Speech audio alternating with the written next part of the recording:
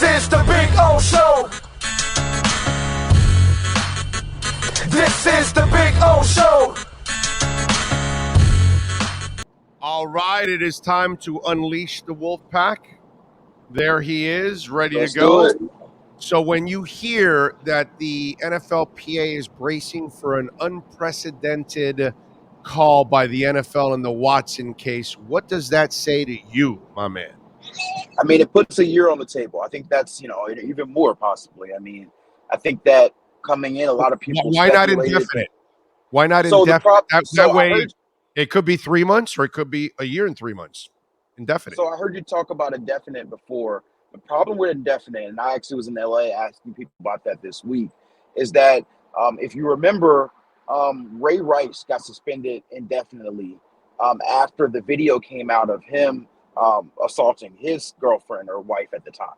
And what people don't remember about that case is they took it to a federal judge, and the judge ruled that it was against the CBA to indefinitely suspend a player for that length of time. So he ended up getting back pay for all the money that he was suspended for that period of time. And so that's how the commissioner's exempt list came about, saying you don't have enough evidence to put somebody on it, then you put them on the exempt list for a paid leave, essentially. And so By they the way, don't want to do that with this back Deshaun pay is Watson. only $1 million. Back pay is only $1 million. He set it up that way. Yeah, that's true. That's true. But I'm telling you why I don't think it'll be indefinite. I think they'll either put a concrete amount of time on it, whether it's a year, like Calvin Ridley, his gambling situation, put a year on it, right? And so they could have said, oh, we're suspending him indefinitely. I think before they might have done something like that so we figure it out. Now they put a set timetable and they say, we'll reevaluate after that period. Doesn't mean that we're going to for sure reinstate you, but they can say we're going to suspend you for at least a year, and then this time next year we'll reevaluate to see if you're ready, ready to lift the suspension at that point. So I would think that's a possibility. And speaking with people out in LA, I think that they've thought that's a possibility as well. So maybe that's the bracing for an unprecedented suspension, because although we all know what Deshaun Watson did is despicable, when you look at the legal parameters of it, there hasn't been a lot of situations where a player has been suspended for that long a time without being, actually prosecuted for a crime. So I think that, if that does happen, that shows just sort of the significance of all these women coming about, and that they're, it's just not okay just to say, okay, we're going to slap on the wrist for 4 games and just keep it moving. So you saw Tyreek Hill's comments, obviously positive about Tua and his situation, all that good stuff, and then you saw the rebuttal from Andy Reid and Pat Mahomes, which was very classy. A lot of love for Tyreek Hill and all of that. And kind of they were understanding what Tyreek was trying to accomplish in a way, also at the same time. So let me ask you something: who's going to miss who most? That's a good question. Mahomes will miss Tyreek, or Tyreek will miss Mahomes?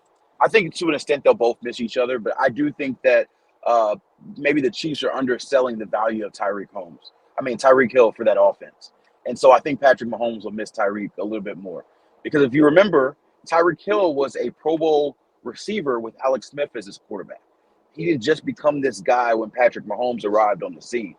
And while Patrick Mahomes has been a quarterback, he's always had Tyreek Hill. So we've never seen Patrick Mahomes without Tyreek Hill. So that's the unknown that's sort of going to be there. And the thing about Tyreek Hill, he's the most dangerous weapon in the field because of his speed. And so defenses have to game plan about that. And so even if he isn't producing with his catches, he opens so much up for Travis Kelce. He opens so much up for, Nicole Hardman or whoever else they have out there. And so I think you're going to be missing that true deep threat. And I think defenses are going to play Patrick Mahomes a lot differently. Like, I think the dude's a really special quarterback, but people forget at times last year, teams will play a lot of 2 deep man and force him to think and make processing decisions. And that's when they ran into a lot of the interceptions and struggles. And so I do think that the Chiefs and Patrick Mahomes will struggle early in the season, at least without Tyreek Hill. I think that Tyreek will be fine with Tua. I think he'll still be a top 5 receiver, and I think he'll still be a Pro Bowl caliber player. I agree with you. By the way, I do think that Tyreek is going to have a hell of a year with Tua. But on the flip side, I will give Mahomes credit for what he did say, which is very true, and you just said it yourself, actually, in a way. Yep. He talked about how that offense under Andy Reid has hummed forever. Yep. And it doesn't matter if you're Donovan McNabb, and it doesn't matter if you're Hmm. Alex Smith, or if it doesn't matter if you're Pat Mahomes. Most quarterbacks have had success with that guy because he is one of the great offensive minds Right. of our sport. So, and again, to Mahomes' credit, which I love the way he answered it. He said the offense is bigger than any one player, including Yeah. myself. You know what I mean? And by the way, you can't argue with those points because Andy Reid is one of the five best offensive coordinators in the NFL in the last 25 years. And that's not up for debate. Yeah. Might be top three. Yeah, right. Might be For top three. sure. I For mean, sure, I top mean, three. But I just didn't want to get into, because, the text yeah. line starts going crazy. It's like, whatever. But no, you're absolutely right. Like I said with Alex Smith, people forget they were a top 10 offense with Alex Smith. And everybody talks about Alex Smith as, oh, he's a game manager. He's not this and that. Well, in the Chiefs offense, they were winning the division.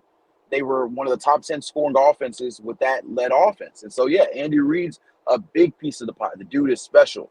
The dude is Kyle Shanahan and Sean McVay before Kyle Shanahan and Sean McVay. Just a little bigger. There's two of them combined in size, but still the same prowess as far as the intelligence, and maybe more. So I think that as a whole, the Chiefs will be fine.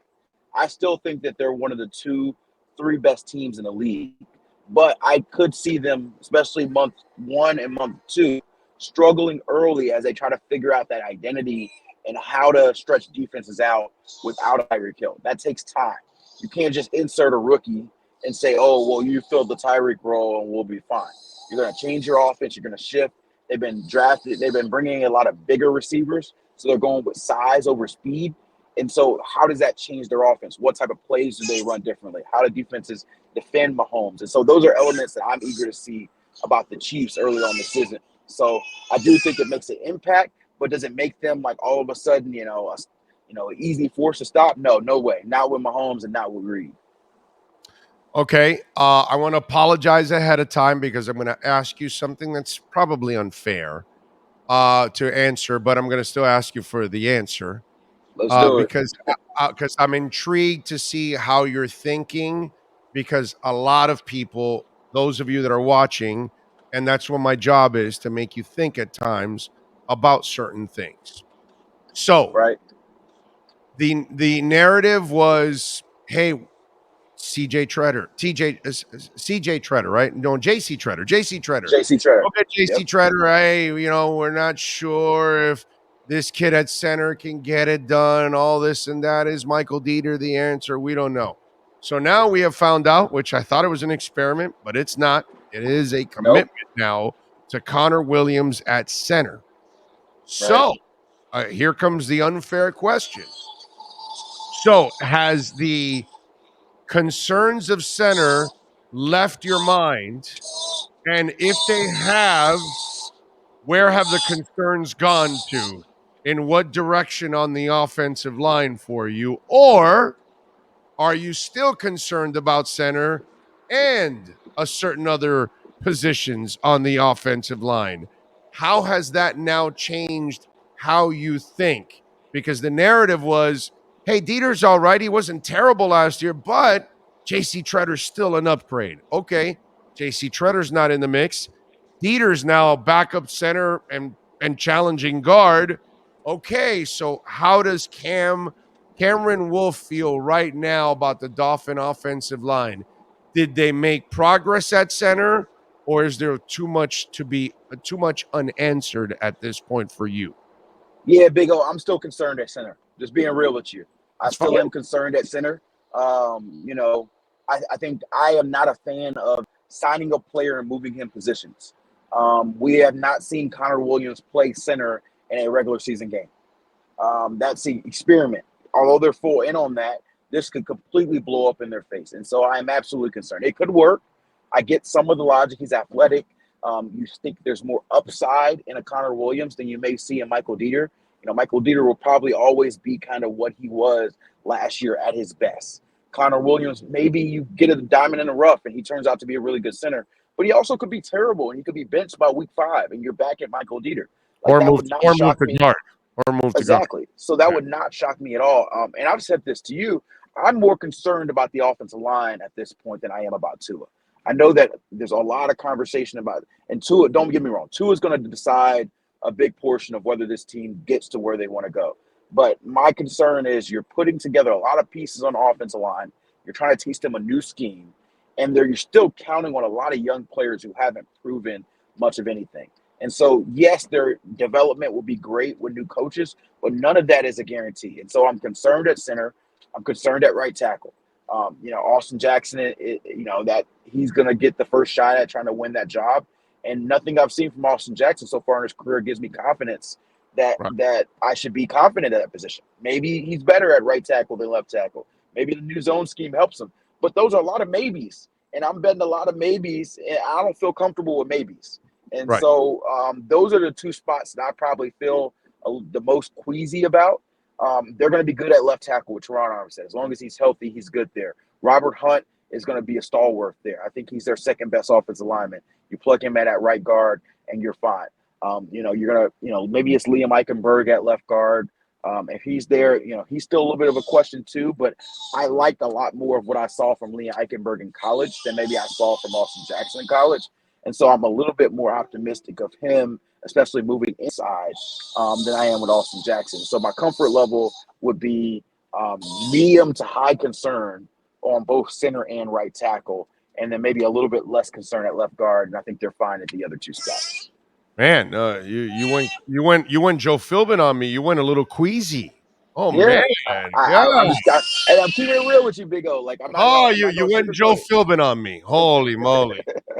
Do you know about that history? That was a line of his. Yeah, that was a line of his. I'm getting a little queasy, and so the word queasy and Joe Philbin are like it's hand in hand, bro. So whenever you say queasy, that is all Joe Philbin. All right, sounds to me like you're vacationing. You're really not working on ESPN. You're only working on the Big O radio show, right? Is that what it sounds like? Well, I never work at ESPN now. I mean, I'm sorry, NFL Network. Damn it, I'm doing this. It's all good. God! It's all good. But I am actually pulling up to FAU now to speak to some young sports broadcasters and making kind of middle school and high school kids. And for some reason, they want advice from me. I don't know why. They couldn't. I guess they couldn't. Can I pass on advice? Can I pass on advice to you to pass on to them? Yeah. Stay away from radio. Stay away from radio. Stay away from radio. Okay, Right. It's become like the newspaper business. It's getting destroyed. It's disappearing. Stay away from radio, kids. Okay, Right. Go to let 'em know. websites. Go to blogs. Go to TV. Do not go to radio. Just don't ruin their lives, bro. I mean, the next thing you're going to tell them to go to newspapers. Oh no. Exactly. Don't tell them to go to no radio. newspapers. No newspapers. No radio. Right. Platforms, not Gotcha. radio. Platforms. Okay. I'll let them know. Yes. Help I'll let those them know. kids So, out, bro. I mean, I will. All right. I will. So yeah, that's how I'm spending my Friday, and then Good for you. eventually I'll take some vacation, but no, not yet. Good for you. Karma's good. You give good karma, you get good karma in return. So I'm proud of you for that. Follow him Absolutely. on Twitter at Cameron Wolfe. As always, exceptional man, exceptional family man, and exceptional insider for us every single week on the platform in our KSDT CPA Insider Report. Cam, have a great weekend, my friend. I appreciate you. I appreciate you, Big O. Have a good one. You got it. There you go. That is Cameron Wolfe. The Wolf Pack has been unleashed. This